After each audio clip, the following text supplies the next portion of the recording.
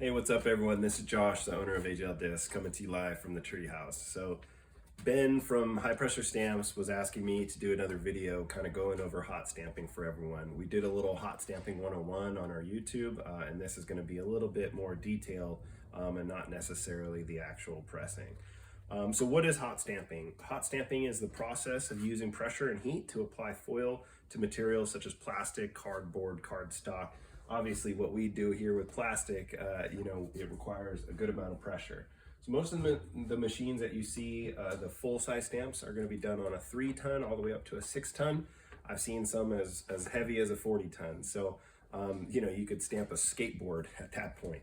The printing process obviously differs from silkscreen printing or pad printing because there's no ink used. You guys have seen me use plenty of foil, and I've talked about how there's different thickness of foil, and that comes down to the manufacturer and the different types, and we'll get into that here in a moment.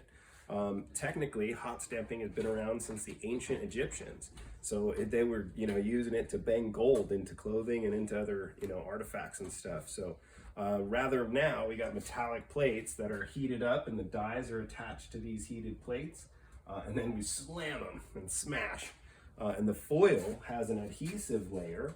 So that's why you guys have seen something like the middle of the Frisbee there is actually getting stuck to the adhesion layer that is just behind the foil. So that's actually pretty cool to see that, the back side of that. So yeah, the history, again, we went over Egypt. That was where it was beaten with a hammer into extremely thin and applied to like papyrus or other materials to add luster. You even think about gold leaf and how exclusive or reserved for royalty or religious areas. And a master bookbinder would develop hot stamping back in the 1800s, where I guess atomized gold was used on thin sheets of polyester film, and that's where it started to come up. So back in the 1800s, this has been going around. And then from there, dies and stuff, would be made to be raised or embossed, so that is a different effect. Some might be pushing something down, and actually some might be raising the image up. So there's different ways that you can make the die. The dies are heated, and the pressure is applied to the die in order to activate that adhesion layer. So the stamping, machines like this started coming around in the 50s. This one is right around the 50s, 46. And hot stamping is used to create a range of decorative and utilitarian products. It's commonly used for medicine, food, beverage, packaging, and now disc golf. So foil is also used on artwork, currency, wedding invitations, greeting cards, and so much more. So we could actually use some of the small machines that you guys have seen me use to do like napkins, to do leather, like patches. So we're finding out more and more, and we've been experimenting. We got a new machine as well. We'll be excited to show you guys that. And actually a couple customers have already used it. It's very easy to use, so that's really cool. One of the biggest benefits that hot stamping can bring is the endless variety, and I think you guys have seen me do that with the countless different colors and foils that we have for options to change up your discs. So when I used to order discs, I'd maybe get 100 discs and I'd get 4 different foil options. Now I have over 50 foil options, so you can do the math at that point. And you could get into multi-layers and multi-colors and all sorts of stuff. So the possibilities are endless. So that's one of the funnest things, is the variety. Endless supply of foil, colors, textures, prints, and finishes helps your brand stand out from the competitors. So it also helps to improve the visual appeal of your company's products, hence we stamping the top of a disc. We don't have to do that. We could just have it printed, or do it embossing actually, made into the mold when we're creating the mold. But we all like to see that artwork and have it displayed on our favorite disc, so that's what's really cool. Many of the world's most well-known brands use hot foil stamping, like AGL Disc, and their product labeling and packaging, as it lends a feeling of high quality and luxury. It creates a refined, elegant look that tells the customer they're worth that extra effort. So with high quality foil and machinery from HPS, High Pressure Stamps, it's easy to create unique products. Obviously, High Pressure Stamps is sponsoring this email. Ben wrote all this. It's actually available on his website right now, highpressurestamps.com, so go check it out. He has all of these great foils available, so if you guys need some of that foil, go check it out. Another great reason is that hot stamping is environmentally friendly because it doesn't render the product unrecyclable. So all of my discs that are bad, I mean, I could actually wipe those off and stamp it again, unless it went too deep, you know, or created an issue. But if I'm stamping the same thing, I could get really OCD and line that sucker back up, and I could show you some that you couldn't even tell I double stamped it. So there's that. The sustainability side of hot stamping is a huge plus. As you guys know, with AGL, we're all about sustainability. So that's something that also appeals to us because, you know, if you're a conscious buyer, our brand positions itself as an eco-friendly one, and many consumers expect that in sustainability efforts, you know, the entire operations from production to distribution. So that's why we're even looking into eco-enclosed packaging. So we're testing out some boxes that are recycled boxes. So we're going the extra mile, guys. We're really trying. So making your packaging sustainable helps you meet your customer expectation. With us going that route, we're gonna try stamping all of our cardboard boxes so you can see, instead of maybe putting a sticker on there and wasting more garbage, we might be able to stamp it. So that is, you know, highly visible, complements other printing techniques, aids in brand perception, and it elevates that unboxing experience. So foils, we'll get to those foils. So there are many different types of foil. There's metallic foils, there's pigmented foils that have actual, you know, colors to it, you know, the matte foils. There's pearlescent foils, there's specialty foils, there's scratch foil, which is a very thin foil and it's not permanent. It's made to be used as scratch.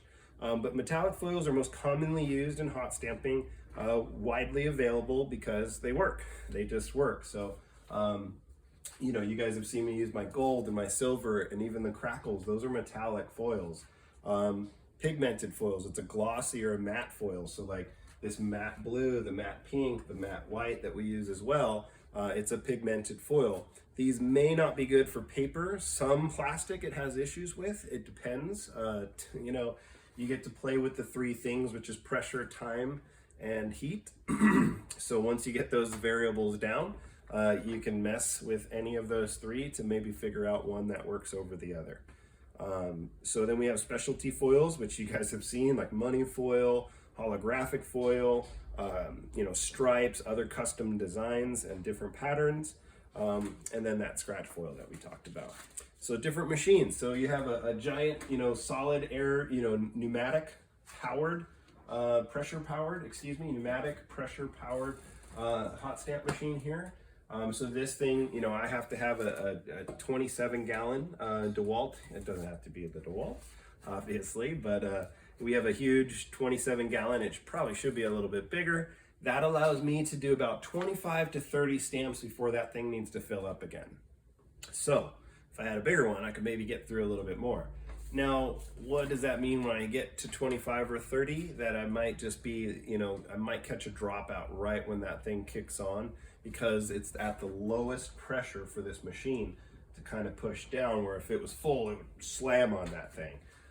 So if you guys have maybe seen, I think I just did a video on YouTube or on our Facebook where that first one, you can almost hear it. It sounds like it's just slamming way harder because that's built up, the air in the tube or the line is built up.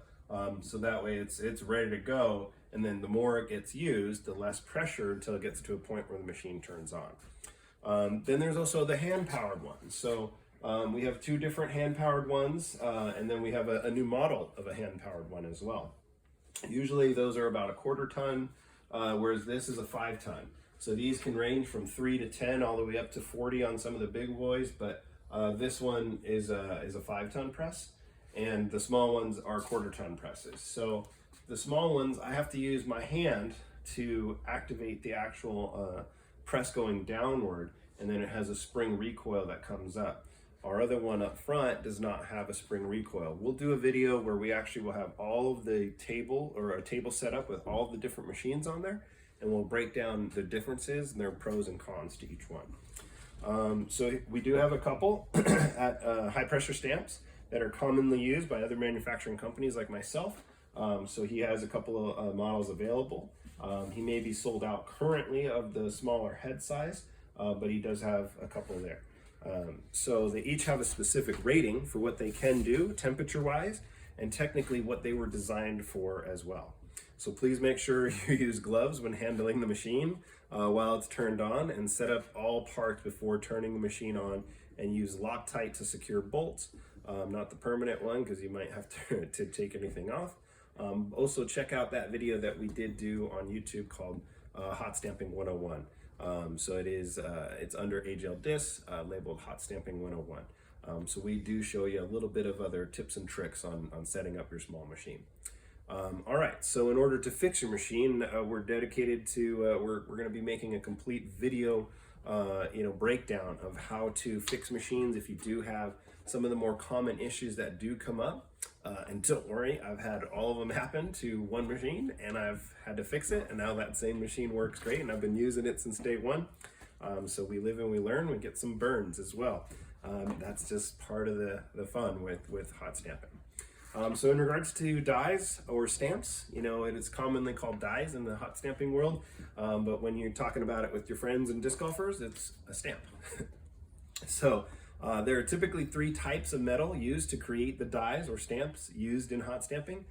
Depending on the color, type, and pattern of the foil used, a separate foiling die may be also prepared for each design. According to the application and cost, here are the 3 most common metals used. So we typically use a magnesium die for our big machine here. So magnesium is very thin, very lightweight. This is inexpensive, soft metal. It's easy to manipulate into various shapes. These dies are lightweight and don't take as long to etch. They're quick to heat, but they do wear out rather quickly. They say you can get about 10,000 stamps on there. And then there are also a copper die. We actually don't carry any copper dies. This metal is slightly more expensive, heavier, takes longer to engrave, but it's also more rugged and can produce lasting high quality designs. We go a step above, we go with brass designs. This is our small brass. For our small machines, we use the brass. An example here, chain bang disc golf. This metal is the sturdiest and most expensive. These dies are tough enough to last through thousands and thousands of stamps. And these are all CNC machined at highpressurestamps.com. There are many different ways to install your die stamp. You can see here, this is a bolt setup going up through the slit in one of the small machines. It kind of just goes up like that, and then you use a bolt and or a nut, and you tighten that on there. Whereas with these magnesium ones, you can see, I'll put it like that, there's actually a hole inside of the die, 4 holes, and that is for me to use a screw and mount it into, there are pre-drilled screws or recessed holes, and I can screw my little bolt into those. They're 1/4 inch flat top bolts. I think I had one somewhere. I think they're in there, so sorry. All right, so we like to use the brass for our small machines. We like to use the magnesium for the large machines, mainly because as you get bigger in size, if we were to do a full-size brass one like this, it would be super expensive. And these work great for the small machine. They heat up well. If you had to go super detailed, we may want to go brass. But for the most part, we've had great luck with going magnesium on the big machine there. So those are going over the different types of installation. Basically, it comes down to your machine. I have a machine that has a different head on there, and the bolt length from the brass to the tip of the bolt here has to be a little bit longer. It's a different machine. So you may have to measure your machine and see how thick the heat plate is for the brass to go through the slit and actually stick up. What if it was like that and you couldn't actually get the bolt on there? So, or the nut. So just be cautious of that. Make sure you measure well. As my dad used to say, measure twice, before you cut. So other machines have like a hole, a notch, or a cutout, and the stamp would then be fastened to the back side. So there are chase style mounts as well. Chase style mounts actually are pretty much like permanent up there, and then you just slide the die in, which is really nice. We're gonna have a couple of those to show you guys here in the next couple of weeks. So please check out Hot Stamping 101, and you could actually see how we mount the small dies there. And if you're interested in purchasing a machine, please contact us with any questions or comments, or if you have any questions, trying to fix your machine, you have any issues, don't scrap it, don't get rid of it, we can help you. just reach out, give us a buzz at highpressurestamps.com. There's a contact us page in there, or if you need to order a stamp or a die, you can also do that there as well.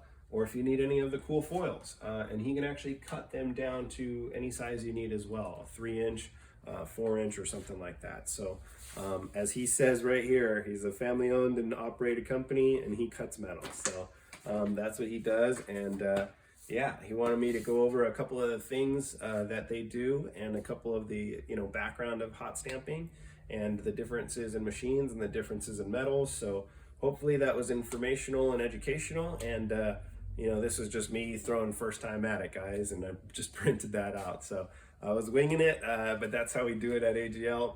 Much love, and hope you guys have a great evening. Take care.